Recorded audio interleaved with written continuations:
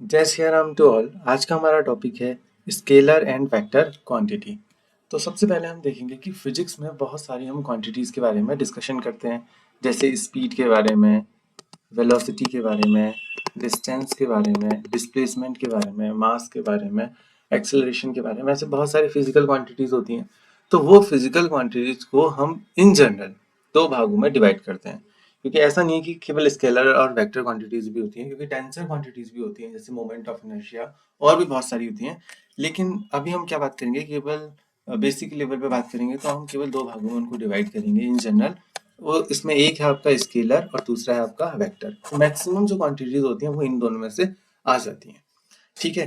तो जैसे बहुत सारा, अब इसमें फर्क क्या है कि स्केलर क्वांटिटीज क्या होती हैं और वेक्टर क्वांटिटीज क्या होती हैं। तो जो स्केलर क्वांटिटीज होती हैं उसको और वेक्टर क्वांटिटीज को डिफरेंट बताने के लिए पहले हम एग्जांपल लेते हैं। एग्जांपल लेते हैं कि मान लिया आप किसी कार में हैं या आप ही कोई कार चला रहे हैं, और उस कार की जो स्पीड है वो मैंने कहा 60 किलोमीटर पर आवर है। अब 60 किलोमीटर पर आवर से कोई कार चल रही है। आपने अगर इतनी इंफॉर्मेशन दी है तो इस इंफॉर्मेशन में डायरेक्शन नहीं बताई आपने। अगर डायरेक्शन नहीं बताई है तो इस क्वांटिटीज को हम किस में रख देंगे, स्केलर क्वांटिटीज में। और अगर मैं कह दूं कि 60 किलोमीटर ईस्ट की ओर जा रहे हो आप, या 60 किलोमीटर वेस्ट की ओर जा रहे हो, तो इसका मतलब ये क्वांटिटी को हम कह देंगे वेक्टर में। इसका मतलब क्या हो गया, ऐसी क्वांटिटीज जिसमें केवल और केवल मैग्नीट्यूड होता है, ओनली मैग्नीट्यूड जिसमें होगा, ऐसी क्वांटिटीज को हम क्या बोलेंगे, स्केलर क्वांटिटीज। और ऐसी क्वांटिटी जिसमें मैग्नीट्यूड तो होगा ही होगा, ये तो होना जरूरी है, लेकिन इसके साथ साथ अगर डायरेक्शन भी हो जाती है, मैग्नीट्यूड प्लस डायरेक्शन, तो ऐसी क्वांटिटीज को हम क्या बोलते हैं, वेक्टर क्वांटिटीज बोलते हैं। तो अगर तीन चार एग्जांपल हम लेना चाहें कि क्लासिफिकेशन करने के लिए कि कौन सा स्केलर कौन सा वेक्टर है, तो कुछ एग्जांपल मैं दे रहा हूँ कि स्केलर क्वांटिटीज में आपके कौन कौन आ सकते हैं। जैसे मास, अगर मान लिया आपसे कहा कि 2 kg कोई चीज लेके आओ, चीनी लेके आओ या कुछ भी लेके आओ, तो उसकी कोई डायरेक्शन नहीं हो सकती है। तो मास तो हमेशा किस में आएगा, आपका स्केलर में ही आएगा। ऐसे ही आपसे कहा टाइम, टेम्परेचर, वॉल्यूम, ये सारी चीजें हैं जिनकी कोई भी डायरेक्शन पॉसिबल नहीं है। अगर डायरेक्शन पॉसिबल नहीं है, केवल और केवल मैग्नीट्यूड तो होगा ही, तभी वो क्वांटिटी है। ठीक है ना। तो मैग्नीट्यूड ही मैग्नीट्यूड है और कोई डायरेक्शन नहीं है, तो हम उसको किस में कंसीडर करते हैं, स्केलर क्वांटिटीज में कंसीडर करते हैं। ऐसी वेक्टर क्वांटिटीज के हम कुछ एग्जांपल लेना चाहें तो क्या एग्जांपल होंगे, डिस्प्लेसमेंट, डिस्टेंस। अब डिस्टेंस और डिस्प्लेसमेंट एक आया है, पहले इसको बता देते हैं। डिस्टेंस जो है वो आपका स्केलर में आता है, और डिस्प्लेसमेंट जो है आपका, वो आपका वेक्टर में कंसीडर किया जाता है। तो डिस्टेंस और डिस्प्लेसमेंट में डिफरेंस क्या है, देखो। जो डिस्टेंस है आपका, देखो डिस्टेंस जो है वो आपका टोटल, जैसे मान लिया एक ये आपका ए पॉइंट है और दूसरा पॉइंट आपका क्या है, ये बी पॉइंट है। तो ए जो ए पॉइंट से अगर आपको बी पॉइंट पे जाना है, तो इसके तो 1000 रास्ते हैं। आप यहाँ से भी जा सकते हो, यहाँ से भी जा सकते हो, बहुत सारे रास्ते पॉसिबल है ना। तो ये सारे पॉसिबल रास्ते में आप जितनी लेंथ चलेंगे, मतलब कि अगर आपने मान लिया ये वाला रास्ता चूज किया, फॉर एग्जाम्पल आपने ये वाला रास्ता चूज किया, तो इसके लिए आपने जितनी लेंथ चली है उसको डिस्टेंस बोल देंगे। अब मान लिया आपने ये चला, तो इसको भी क्या बोलेंगे, डिस्टेंस ही बोलेंगे। डिस्टेंस तो बहुत सारी पॉसिबल्स हैं।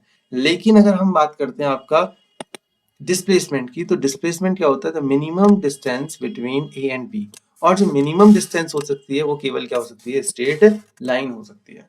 अब स्ट्रेट लाइन हो सकती है मतलब क्या, कि देखो अगर स्ट्रेट लाइन है तो हम कह सकते हैं ना, अगर आप ए से बी में गए तो आप, लेट से ये ईस्ट डायरेक्शन है, ये वेस्ट है, तो आप कह सकते हो ना कि आप ईस्ट से वेस्ट गए, मतलब आप डायरेक्शन को स्पेसिफाई कह सकते हो, कर सकते हो।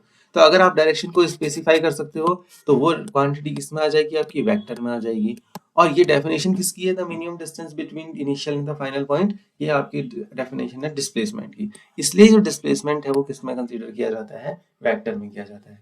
बट डिस्टेंस की जो आप डिस्कशन कर रहे हो, तो देखो डिस्टेंस वाला जो है, यहाँ पर इसकी डायरेक्शन ये है, यहाँ पर ये है, यहाँ पर ऐसी है। तो आप पूरे रास्ते में, इसने ए से बी चलने के पूरे रास्ते में एक फिक्स डायरेक्शन आप नहीं बता पाएंगे। हर टाइम अलग अलग डायरेक्शन बताएंगे। अगर आपने कहा मान लिया ये नॉर्थ में चल रहा है, तो फिर ये इधर वाला ये आपका साउथ में, ईस्ट में, वेस्ट में, अलग अलग डायरेक्शन चल रहा है, तो हम इसका एक स्पेसिफाइड डायरेक्शन नहीं बता पाएंगे। दैट्स वाई ये किस में कंसीडर किया जाएगा, डिस्टेंस को कंसीडर किया जाएगा आपका स्केलर में। तो ये बेसिक डिफरेंस होता है आपका डिस्टेंस एंड डिस्प्लेसमेंट में, और क्यों हम डिस्टेंस को आपका स्केलर में रखते हैं और डिस्प्लेसमेंट को वेक्टर में रखते हैं। तो मैं एग्जांपल ले रहा था आपका वेक्टर के, तो वेक्टर में एक एग्जांपल था आपका डिस्प्लेसमेंट, वेलोसिटी, एक्सीलरेशन। आपके ऐसे बहुत सारे एग्जांपल होते हैं, ठीक है ना। ये तीन मैंने बहुत फेमस एग्जांपल लिए हुए हैं कि वेलोसिटी और स्पीड में क्या डिफरेंस होता है। देखो, जो वेलोसिटी होती है आपकी, वेलोसिटी होती है डिस्प्लेसमेंट अपॉन टाइम, ठीक है ना, डिस्प्लेसमेंट अपॉन टाइम। और जो आपका स्पीड होती है, स्पीड क्या होती है आपकी, डिस्टेंस अपॉन टाइम। तो जो वेलोसिटी है आपकी डिस्प्लेसमेंट अपॉन टाइम, इसमें डिस्प्लेसमेंट आया, और डिस्प्लेसमेंट क्या है, वेक्टर क्वांटिटी है। सो इसलिए हमने वेलोसिटी को किस में कंसीडर किया, वेक्टर में किया। और स्पीड में क्या है, डिस्टेंस और टाइम दोनों के दोनों क्या है, स्केलर है, इसीलिए हमने स्पीड को किस में कंसीडर किया है, स्केलर क्वांटिटी में कंसीडर किया है। अब एक चीज है कि क्या केवल only requirement to come into the vector quantities, क्या डायरेक्शन और मैग्नीट्यूड ही है। तो एक एग्जांपल लेते हैं करंट का, और फिर डिस्कस करते हैं कि क्या केवल यही दोनों चीज इंपॉर्टेंट है, कोई और भी चीज चाहिए होती है। तो जैसे मान लिया आपके पास ये सर्किट है, यहाँ पर हमने एक एलईडी लगा दी लेट्स से, और ये आपके पास एक बैटरी है। तो जैसे ही अब आपने करंट, जैसे बैटरी को ऑन किया, लेट्स यहाँ पर एक की भी लगाई है आपने, जैसे आपने बैटरी को ऑन किया, की को ऑन प्लग किया यहाँ पर, तो देखा प्लस और माइनस में, तो आपका करंट किस डायरेक्शन में फ्लो होगी, प्लस से माइनस की ओर, ये आपकी करंट की डायरेक्शन है। लेट्स से 5 एम्पियर करंट इसको लगती है, तो 5 एम्पियर क्या हो गया, मैग्नीट्यूड, और डायरेक्शन आपको पता ही चल गई, ये डायरेक्शन है करंट की, है ना, प्लस से माइनस की ओर। तो क्या जो करंट है आपकी वो स्केलर होगी या वेक्टर होगी, तो आप समझ रहे होंगे कि करंट जो है वो क्या होगी, वेक्टर क्वांटिटी होगी। बट एक्चुअल में जो करंट होती है वो वेक्टर क्वांटिटी नहीं होती है, ये क्या होती है आपकी, स्केलर क्वांटिटी। तो ऐसा क्यों होता है, इसका मतलब जो हमने डेफिनेशन बताई उस डेफिनेशन में कहीं ना कहीं कोई कमी है। तो कमी क्या है, कमी ये है कि डेफिनेशन में एक चीज आपको और ऐड करनी पड़ती है। वेक्टर जब आप बताते हैं कि वेक्टर किस क्वांटिटी को कहते हैं, तो आपके पास डायरेक्शन होनी चाहिए, ये तो होनी बिल्कुल जरूरी है। मैग्नीट्यूड नहीं होगा तो कोई क्वांटिटी नहीं होगी, तो मैग्नीट्यूड तो होगा ही होगा, मैग्नीट्यूड होना चाहिए, डायरेक्शन होने चाहिए, plus addition rule of vector, addition rule of vector उसको भी फॉलो करना चाहिए। जो इसको फॉलो कर लेगा, एडिशन रूल ऑफ वेक्टर, और ये दोनों रिक्वायरमेंट को फॉलो कर लेगा, उसको हम वेक्टर क्वांटिटी में रखेंगे। तो अब एडिशन रूल ऑफ वेक्टर क्या है, तो इसमें भी अगर हम स्पेसिफाई करें तो ट्रायंगल रूल। तो देखो ट्रायंगल रूल क्या होता है, अगर आपके पास कोई वेक्टर है, अब वेक्टर को हम नोटेशन कैसे करते हैं, कैसे दिखाएंगे वेक्टर को, तो नोटेशन ऑफ वेक्टर अगर मैं कहूँ तो बहुत ईजी है, आपको एक एरो दिखाना है और एक डायरेक्शन बतानी है। मानिए इसका मतलब क्या हो गया, जो ये एरो की जो लेंथ है, लेंथ ऑफ एरो, ये क्या सिग्निफाई करती है, ये आपके बताती है मैग्नीट्यूड को, ठीक है।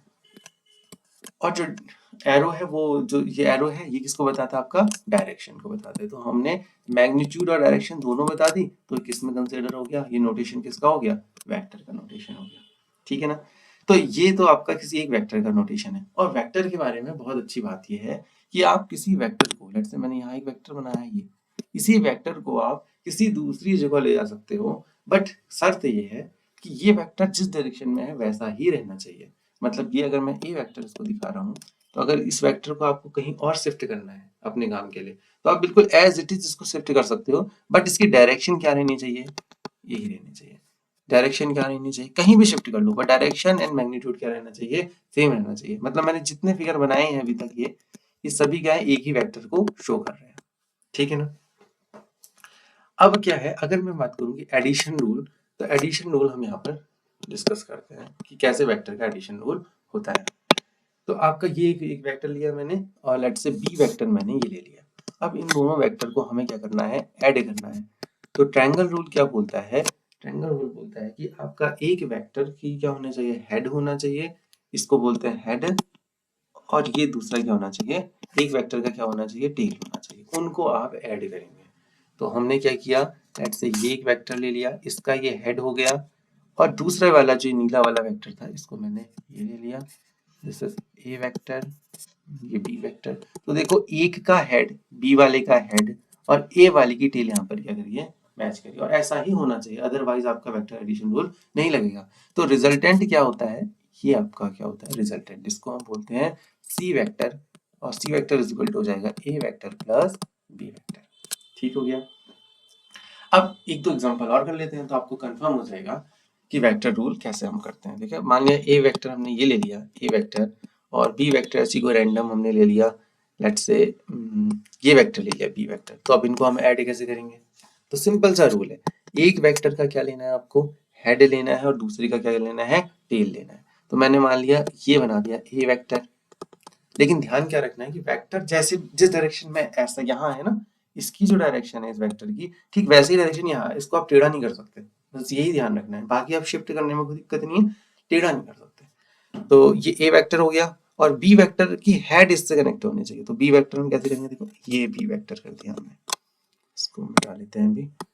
तो जो नया वेक्टर, जो रिजल्टेंट वेक्टर होगा, वो कौन सा वेक्टर होगा, दिस वेक्टर, ये ए वेक्टर है। तो ये जो नया वेक्टर आया C vector equal to A vector plus B vector. तो आपको समझ में आया होगा कि क्या करना है, आपका एक का हेड और दूसरे की टेल आपको ऐड करनी है। बस अगर आपने ये ऐड कर दिया तो नया वेक्टर आएगा, वो सी वेक्टर, इनका क्या होगा, एडिशन रूल को फॉलो करेगा। तो हमने ये वेक्टर का एडिशन भी देख लिया। ये एडिशन रूल जो है वो आपका करंट फॉलो नहीं करती है।